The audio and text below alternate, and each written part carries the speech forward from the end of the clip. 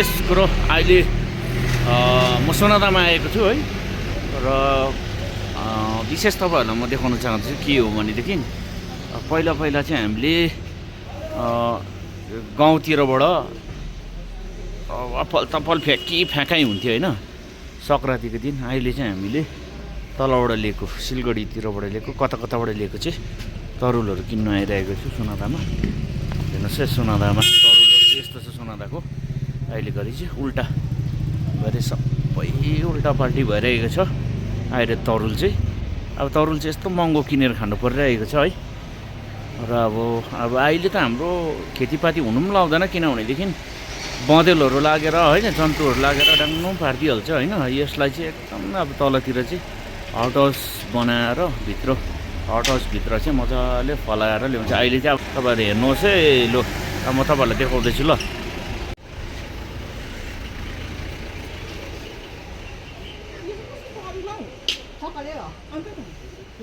सिमल तरुल 70 रुपियाँ किलो अरे।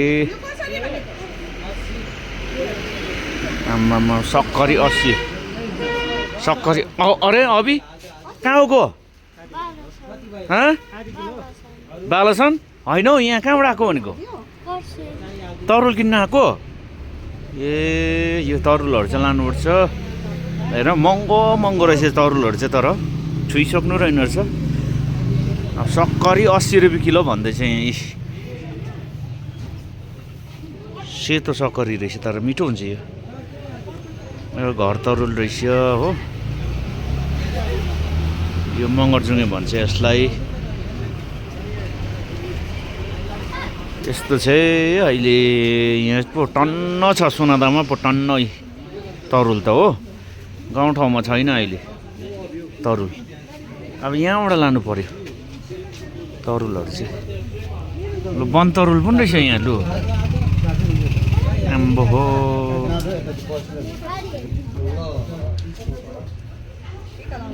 टिका लाउनुको लागि बनतरुल पनि ए बनतरुल पनि रहेछ लु बनतरुल पनि दिनुपर्छ। अहिले चाहिँ तरुलको चाहिँ सिजन लागिरहेछ यतापट्टि पनि तरुलै तरुल हो ऊ यतापट्टि तरुलै तरुल लु।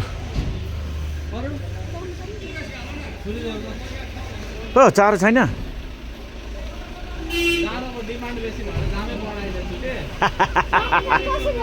सदा फ्याँक्नु पर्थ्यो है।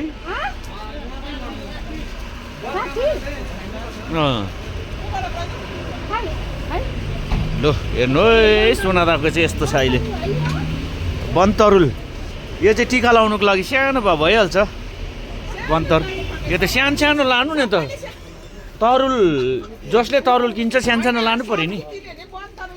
सानो त लानै पऱ्यो नि सानो टिका लाउनुको लागि त लानै पऱ्यो नि। यो त अन्त मेन बनतरुल चाहिन्छ। तरुल लाने हो अभि तरुल लाने हो किन्यौ तरुलहरू किन्यौ ए लु अभिले पनि तरुलहरू किनिसकेछ हो। सानो त हजुर सबै बनतरुल हो यो सबै बनतरुल हो।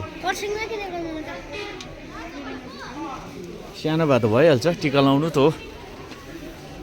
लु है लु सिमल तरुल 60 रुपियाँ अरे। यहाँ लु यो तौलिन्छु ल। ओ यो सिमल तरुल तौल त कति रहेछ सिमल तरुल। आम्मामा 3.5 किलो यो सिमल तरुल 3.5 किलो एउटै उ यहाँ 3.5 किलो 3 पोइन्ट भनेपछि त आम्मामा यो लाँदैन नि हौ यो लाँदैन है कसैले यो चाहिँ आम्मामा यो त काठ पसेको छ हुँदैन यो लैजाउँ भनेको थियो कि 3.5 किलो रहेछ यो लु। आम्मामामा अभिले त बोक्नु साह्रो पर्यो हेर कति 3.5 केजी छ है यो आम्मामामा। ल 125 भन्दैछ सिमल तरुल। 125 हेर पहिला पहिला हाम्रो बारीमा हुन्थ्यो अहिले यहाँबाट किनेर लानुपर्छ यस्तो छ नि बुढो त्यहाँको पुरा हुन्थ्यो है पहिला है पुरा हुन्थ्यो है अहिले बजारबाट किनेर लानुपर्छ है अन्त फेरि जन्तुहरूले दिनु पनि छोड्यो नि त हो त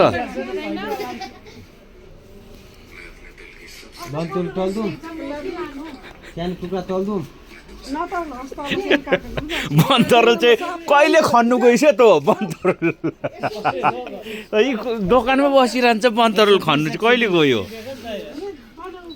के भन्नु भयो कहाँ के भने कति काट्नु 120 125 भयो 5 काटिन 15 घटाउँदैछ कसरी बाट्छ हजुर 60 सिम्बल किन्न आयो मान्छे मु लोकल हो लोकल हजुर 160 160 तपाईको 5 रुपैयाँ किन्नाले घटाइ 160 भन्दा राम्रो कुरा हो तला कन्टिन्यू अन्त बिक्री बट्टा कस्तो छ अहिले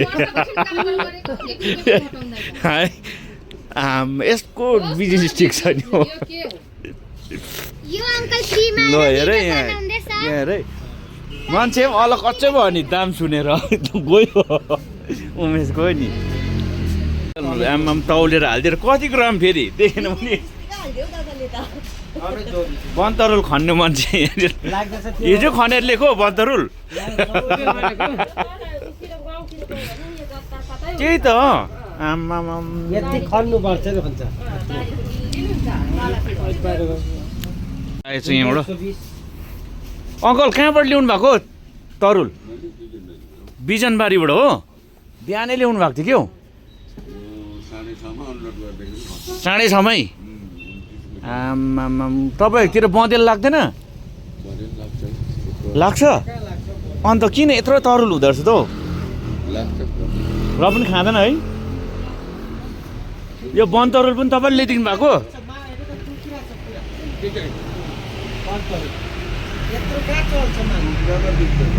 पहिला त तरुलहरू बोकेर जान्थ्यो होइन हजुर एकदम त्यो पनि दुनामा हो एउटा टपरामा हालिकन टपरामा हालेर एक बोतल रक्सी खोया बिर्को भनिन्छ तरुल खोयाले मारेर है यी अब तरुल सक्नु आँटिसक्यो खै तेरो तरुल कहाँ छ यहाँ सिसामा हालिसकिस् हजुर लु ठिक छ घर तरुल अन्त इस्कुस जरा इस्कुसको जरा अन्त अर्को चाहिँ खै अर्को यहाँ छ नि खै यी हेर्नुहोस् नि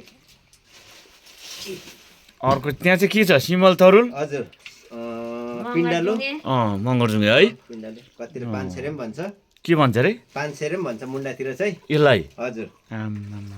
यिनीहरू लगेर यहाँ अन्त खास चाहिँ के हो खास चाहिँ यो चाहिँ किन मानिन्छ खास चाहिँ साउने सङ्क्रान्ति यो माघे सङ्क्रान्ति माघे सङ्क्रान्ति चाहिँ किन मानिन्छन् जब हामीले